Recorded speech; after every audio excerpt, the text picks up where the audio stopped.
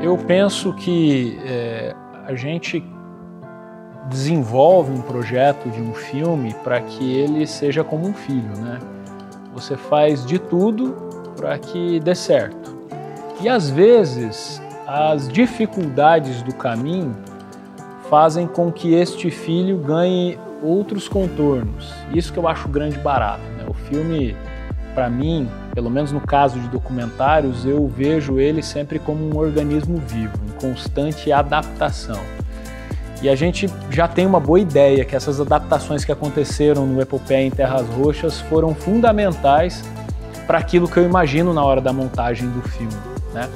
Então o sentimento é de orgulho, satisfação, uma equipe excelente que trabalhou conosco nesse filme, certamente vai estar conosco em outros filmes, serão outros desafios que virão aí em outros lugares do mundo, mas esse documentário até agora eu tenho certeza que é o maior trabalho que a gente já desenvolveu.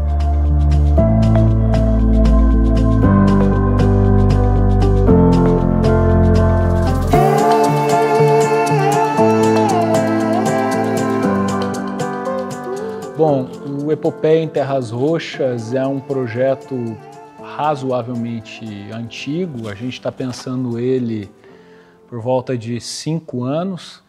Ele começou a ganhar corpo de 2 anos para cá, foi um estágio bastante complicado, pensar como é que a gente ia conseguir estruturar todas essas ideias de uma empresa que atua em várias frentes e que completa 100 anos agora em 2025, de uma maneira dinâmica e ao mesmo tempo que a gente não tivesse uma perspectiva ufanista, né, laudatória da empresa, mas que fosse um olhar histórico, para que a gente apresentasse várias frentes de reflexões.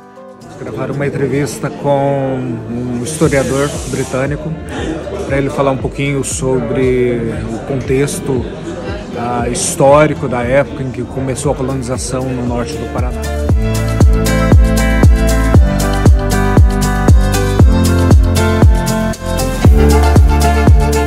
Me surpreendi bastante com esse documentário. Eu gosto de história, mas eu não leio tanto assim, mas sempre quando falo um pouquinho de história, as entrevistas que eu pude estar acompanhando ali, aprendi bastante coisa e me deu mais interesse na história aqui do norte do Paraná, enfim.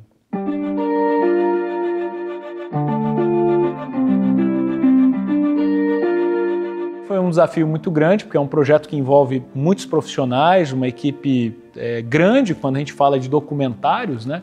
E a gente teve uma etapa fora do país, uma etapa extensa dentro do país, e tudo isso envolve custos, né? É um projeto que tem um investimento muito alto. Então, por isso que ele levou muito tempo para ser executado.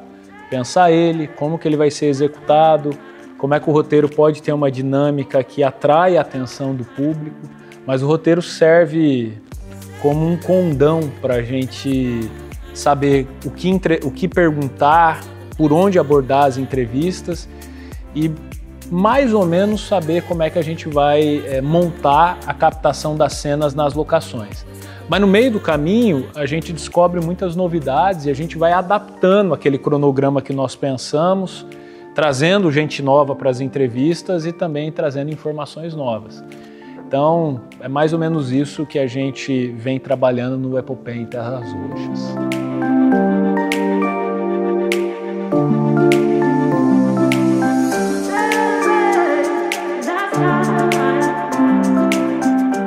A direção de fotografia nada mais é que dirigir praticamente toda a estética do filme, né?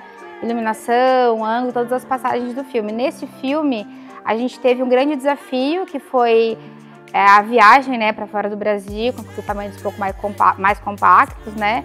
Mas, resumidamente, é a estética do filme. E, para mim, um bom trabalho de fotografia tem que ter uma boa equipe por trás também.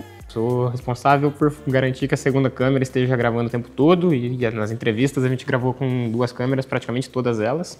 Então, durante as entrevistas eu tinha que checar uma série de fatores para garantir que tudo ia correr bem antes da produção e durante também. E como assistente, meu trabalho em geral era mais garantir que todos os equipamentos estivessem alinhados para as próximas gravações e também fazer foco nas cenas que tinham movimentação no gimbal.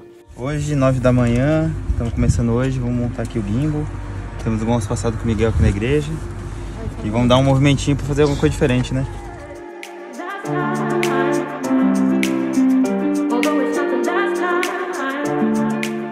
A minha parte é captar o áudio, né? E nesse processo que a gente estava, eu tenho bastante experiência com áudio e música em geral, mas é uma situação bem difícil porque geralmente você não tem controle do ambiente externo, né? Então, você não está fazendo uma coisa em estúdio com ambiente, com acústica controlada. Então, a gente está sujeito a carro passando, cachorro latindo. O mundo está girando à sua volta sem o seu controle, né? O produtor de set, na verdade, eu brinco que a gente cuida das crianças, a equipe. A gente tenta manter cumprir com o cronograma, né, com a ordem do dia, para que nada dê errado. A gente conversa com os entrevistados para ver se está tudo alinhado. E é mais a questão do cronograma, da logística e cuidar da alimentação do pessoal. Meu nome é Danilo Cruz, fiz parte da captação de imagem como operador de câmera e assistente. O desafio é só as viagens, né? Muito tempo viajando e tal, mas em compensação foi tudo certo, tudo bom.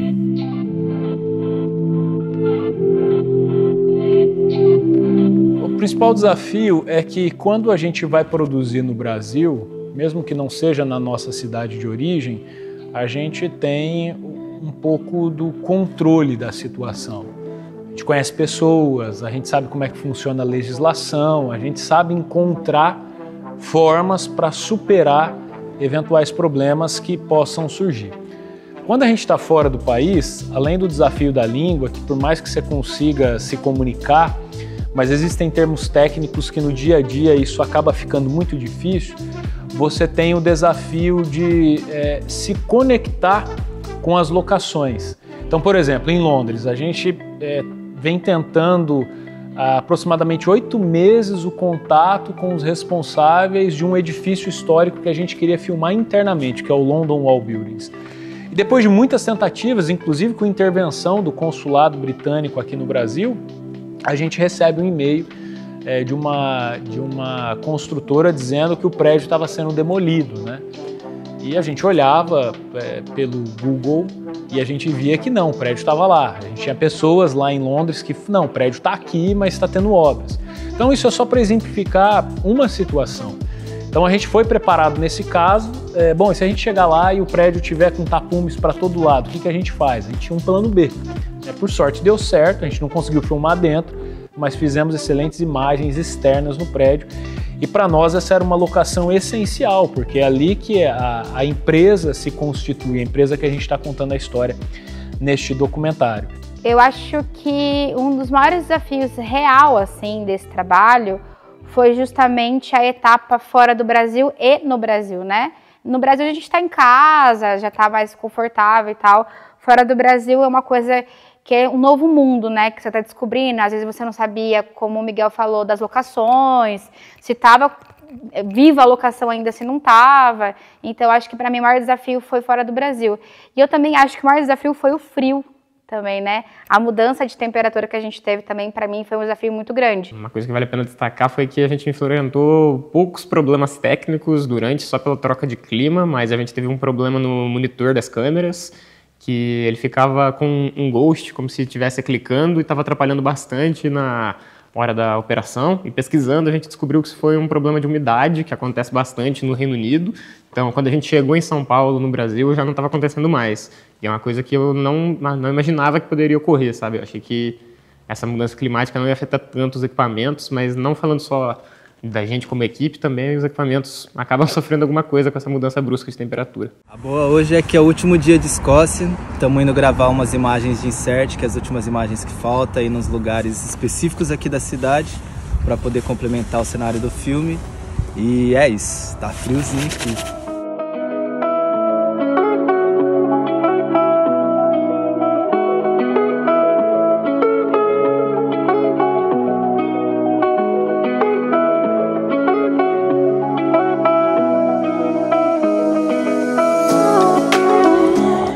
Depois de 3 dias aqui, passando alguns perrengues, a gente terminou essa etapa internacional na Escócia. Estamos em Beauly, uma cidade muito bonita, para onde a gente olha é cenário de filme. A gente tem certeza que vocês vão gostar muito do resultado deste documentário.